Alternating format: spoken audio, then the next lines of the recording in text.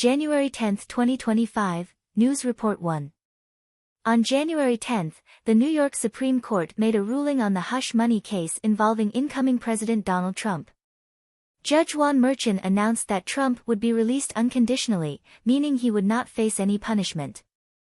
However, Trump was still convicted as a felon. Merchan stated in court that the presidency is a special position and that the law should protect the office itself, but not the individual holding the office. He emphasized that the president is not above the law and does not have the authority to override a jury's verdict. Trump spoke via video in court, once again claiming that the case was politically motivated to damage his reputation. He pointed out that the responsibility for the hush money should lie with the accountant. In March 2023, the Manhattan District Attorney charged Trump with falsifying business records because he paid $130,000 in hush money to adult film actress Stormy Daniels in 2016, disguising the payment as legal fees for recording and reimbursement. In May of the same year, a Manhattan court jury found Trump guilty on 34 counts of falsifying business records. Trump's legal team later attempted to delay the sentencing through various legal procedures, aiming to extend the case until Trump's inauguration on January 20, so that he could use presidential criminal immunity to avoid punishment. News Report 2. According to Yonhap News Agency, the Jeju Police Department in South Korea announced on January 10 that they had arrested a Chinese tourist. The tourist is accused of using a drone to film Jeju International Airport on December 31 of last year. The Jeju police are currently investigating the individual for violating aviation safety laws and will collaborate with South Korea's National Intelligence Service to determine if there is any involvement in terrorist activities or espionage.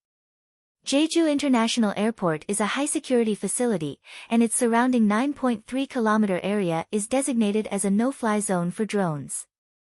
This marks the second recent case involving a Chinese citizen being arrested for drone filming. On January 6, South Korean police announced the arrest of another Chinese national, accusing them of using a drone to film the South Korean National Intelligence Service building in Seoul in November last year.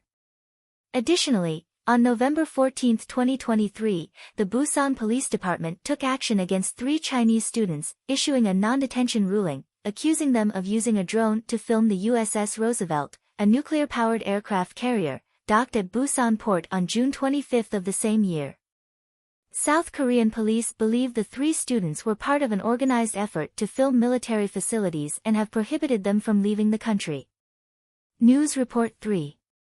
According to CNN, Chinese hackers successfully infiltrated the U.S. Committee on Foreign Investment, CFAUS, and the U.S. Treasury Department's Office of Foreign Assets Control, OFAC, last year.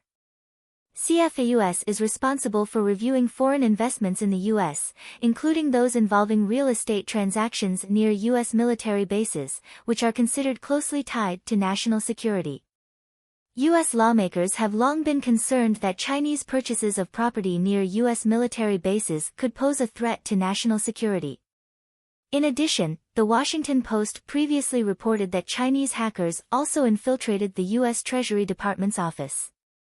OFAC is responsible for imposing economic and financial sanctions on foreign entities and individuals, and it maintains a sanctions list.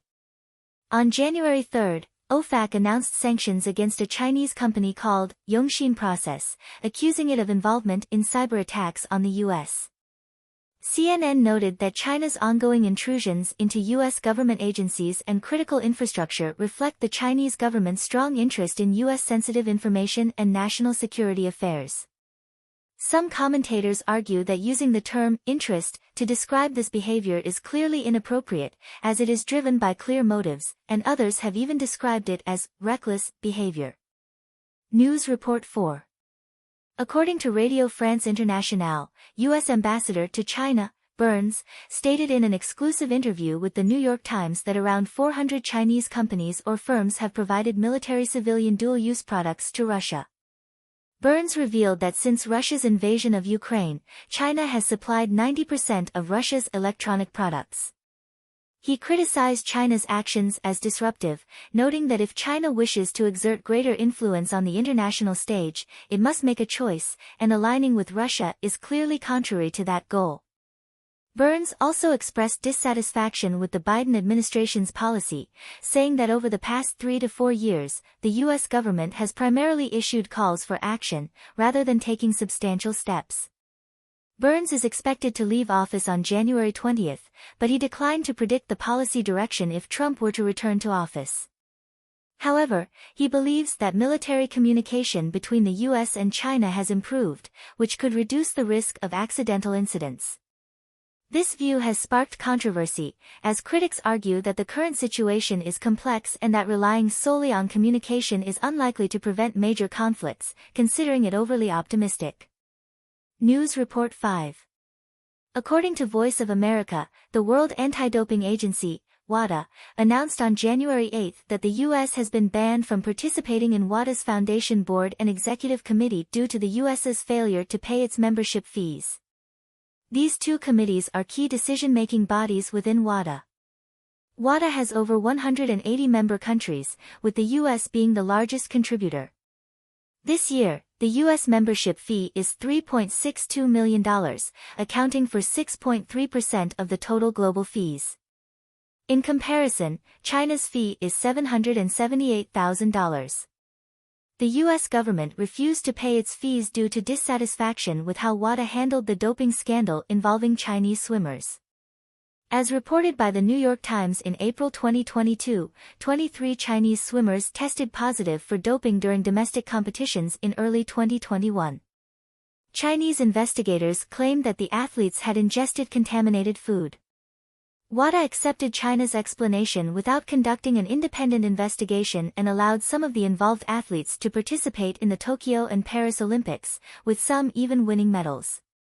Renowned anti-doping scientist Cohen stated that the data provided by China could not conclusively determine whether the contamination was due to food or the use of performance-enhancing drugs. The incident sparked an uproar in the international community, with many athletes and sports organizations expressing strong dissatisfaction with WADA's handling of the matter and calling for stricter measures to ensure fair competition. News Report 6. According to NHK, the trial for the case of a Japanese boy being attacked at a Japanese school in Shenzhen will begin on January 24 at the Shenzhen Intermediate People's Court. The incident occurred last September when a 10-year-old boy was attacked with a knife by a Chinese man on his way to school. The boy died despite attempts to save him. Meanwhile, the Suzhou Intermediate People's Court in Jiangsu Province began hearing the case regarding an attack on a school bus from the Suzhou Japanese School on January 9. However, the trial was not open to the Japanese media. Last June, a Chinese man attacked the school bus with a knife, resulting in the death of bus guide Hu Yuping and injuries to a Japanese student and his mother. These two attacks targeting Japanese schools have caused significant panic among Japan's expatriate community in China. The Japanese government has repeatedly urged the Chinese authorities to swiftly investigate the truth and explain the situation to the public and the Japanese side. However, as of now, China has not publicly clarified the motives or background of the crimes. Analysts believe that China's decision to proceed with the trials for these two cases is clearly intended to express goodwill to Japan. News Report 7. Thai media have reported on the case of a missing Chinese model, Yang Ziki, who disappeared in the Thai-Myanmar border area. On January 8, Yang's family sought help on Weibo, stating that he had joined a film project via WeChat in December and arrived in Thailand on December 20. After leaving the airport, he was taken to the Thai-Myanmar border area. After sending a distress message to a friend on December 21, he lost contact. Thai police stated that Yang's disappearance was similar to the case of actor Wang Xing. Wang Xing had been lured to Thailand by a person named Yen Shirlu for a film role, but was instead taken to Myanmar for illegal work. Wang Xing returned to China on January 10, while Yen Shirlu, whose real name is Yen Wenlei, remains missing. Investigations revealed that Yen Wenlei had deceived several Chinese actors to come to Thailand under the guise of filming, only to be transferred to Myanmar. In addition, singer Chen Yixuan announced the cancellation of his concert scheduled for January 10 in Thailand, citing concerns for audience safety. Thai Prime Minister Prayut Chan-o-cha stated that the government would take measures to avoid negative perceptions about Thailand's security and protect the country's tourism image. The incident also highlighted the problem of Chinese citizens being trafficked to Myanmar for telecom fraud, with these camps primarily operated by Chinese individuals, and both the victims and perpetrators being predominantly Chinese. The Wang Xing case had previously sparked heated discussions on Chinese social media but gradually faded. Some analysts believe that the decreasing attention might be because the case exposed the government's shortcomings in cross-border crime enforcement and citizen protection, making the issue more complicated. Behind these cross-border crimes lie deeper issues of international law enforcement cooperation and benefit chains, highlighting the urgency and challenges of combating such crimes. News Report 8. According to the Associated Press, the wildfires in Los Angeles, California, are still not under control, having caused 10 deaths, forced 180,000 people to evacuate, and destroyed more than 10,000 homes. The fire has spread across an area of 1,100 square kilometers, roughly the size of Hong Kong. In response to this emergency, the federal government has dispatched over 400 firefighters, 30 aircraft, and 8 C-130 transport planes to assist in extinguishing the flames. In addition, Los Angeles police announced on January 9 that 20 people had been arrested on charges of looting during the wildfire. Due to the severity of the situation, residents of Los Angeles have organized patrols to protect their homes from further damage. News Report 9. According to the Taiwan Centers for Disease Control on January 10, a measles outbreak has been reported at a hospital in central Taiwan, with 19 confirmed cases. The source of the outbreak was traced to a traveler who returned to Taiwan from Vietnam. The outbreak is currently confined to 2 wards of the hospital, with a low risk of community transmission. Measles symptoms resemble those of smallpox, including cough, fever, diarrhea, and rashes. Minister of Health and Welfare, Zhuang Rinxiang, stated that more than 90% of Taiwanese people have received the measles vaccine, achieving herd immunity. In addition, Taiwan has an adequate supply of vaccines, so there is no need for the public to worry excessively. News Report 10. On January 10, Taiwan's Legislative Yuan rejected the Constitutional Court's proposed amendments to the constitutional litigation law. The Democratic Progressive Party, DPP, stated that it has submitted a request to suspend the execution and interpret the Constitution, and plans to initiate all constitutional procedures to block the amendments. The Executive Yuan stated that after evaluation, it would propose corresponding measures. The handling of this matter by the DPP and the Executive Yuan is similar to their approach to the Legislative Yuan's powers expansion bill last year. In addition, according to the United Daily News, former chairman of the Taiwan People's Party, Ko Wen-jae, and 3 others filed an appeal on January 10 against the detention decision. Taiwan's High Court is expected to make a ruling by January 11. On January 2, the Taipei District Court ruled to detain Ko Wen-jae for 3 months. In his appeal, Ko stated that his close aide, Su Zhiyu, was at most a witness, and the prosecutor's decision to charge him as an accomplice was inappropriate. News Report 11. Reuters reported that U.S. Secretary of Commerce Gina Raimondo announced on January 10 that U.S. President Joe Biden will unveil a ban on Chinese cars next week. The ban aims to target the software and hardware of Chinese automobiles. Raimondo revealed that the White House prepared the ban on January 7. After the ban comes into effect, Japanese car companies will no longer be able to import Chinese-made vehicles to the U.S. In September of last year, the U.S. Department of Commerce had raised tariffs on Chinese electric vehicles to 100%, also banning the import of Chinese cars and key components. News Report 12. Hong Kong 01 reported that the Galaxy Group announced on January 10 the closure of 4 of its cinemas located in Ocean City, Kowloon Bay, Tuen Mun, and Shaoji Bay. After the closures, Galaxy Group will only have 3 cinemas left in Hong Kong. In the past month, 6 cinemas in Hong Kong have shut down, leading to pessimism regarding the cinema industry in the region.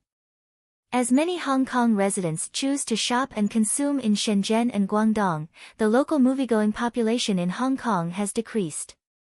Although some mainland Chinese tourists visit, they may not watch movies or even stay overnight in Hong Kong, further exacerbating the struggles of cinemas. News Report 13. NHK reported that on January 10, a hammer attack occurred at Hosei University in Tokyo, injuring 8 people. The attacker was a South Korean female student, a sophomore in the university's sociology department. She stated that the motive for the attack was feeling ignored by her classmates, leading to accumulated resentment.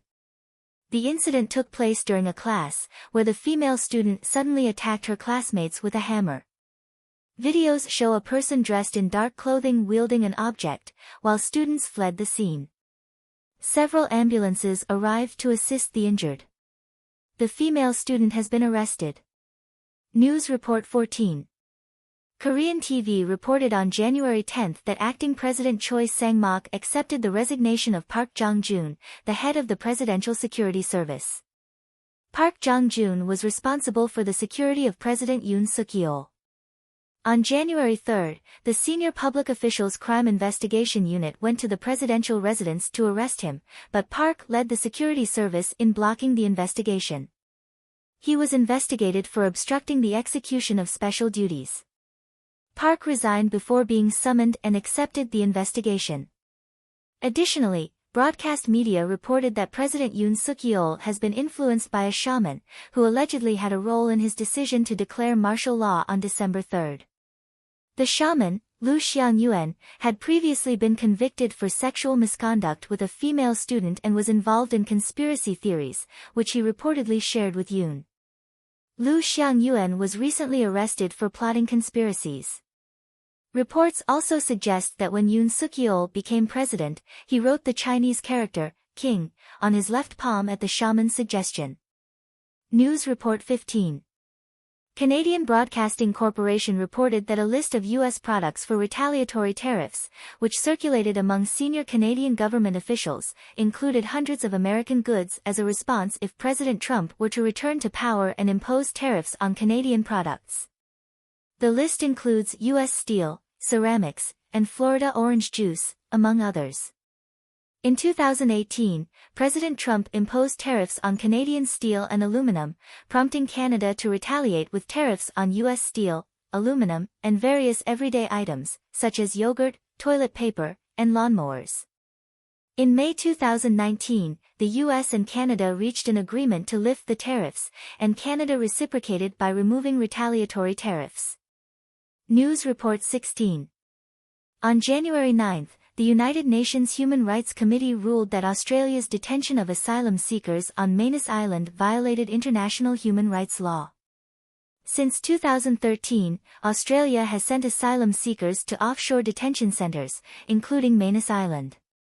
The UN committee pointed out that the detention center on Manus Island was overcrowded, lacked sufficient water and sanitation facilities, provided inadequate medical services, and caused severe deterioration in the mental and physical health of detained minors, leading to self-harm and depression. Additionally, even after gaining refugee status in Australia, asylum seekers were still detained on Manus Island. The UN committee stated that outsourcing asylum processing to other countries does not exempt Australia from its human rights responsibilities and called for adequate compensation for the victims. Meanwhile, the UK had initially planned to send asylum seekers to the Central African Republic or Rwanda for processing and resettlement. However, after Keir Starmer became Prime Minister in July 2024, the Rwanda plan was scrapped, with Starmer calling it absurd. News Report 17. Hong Kong Commercial Radio reported that a research report released by Centelline Property showed that Hong Kong's property transactions reached 47,500 last year, marking a 4.5% year-on-year increase. Among these, Chinese buyers accounted for 11,600 transactions, a 90% increase from the previous year. The transaction value amounted to 130.4 billion Hong Kong dollars, up 67%. Centelline Properties Vice Chairman, Chen Yongjie, stated that the increase in Chinese buyers can be attributed to two main reasons. First, Hong Kong's property prices have dropped by 20%, making home purchases more affordable. And second, the Hong Kong government has introduced talent programs, attracting many Chinese applicants. According to the data, 90% of the applicants were from China, and many of them chose to purchase property upon arrival in Hong Kong, boosting the number of Chinese buyers.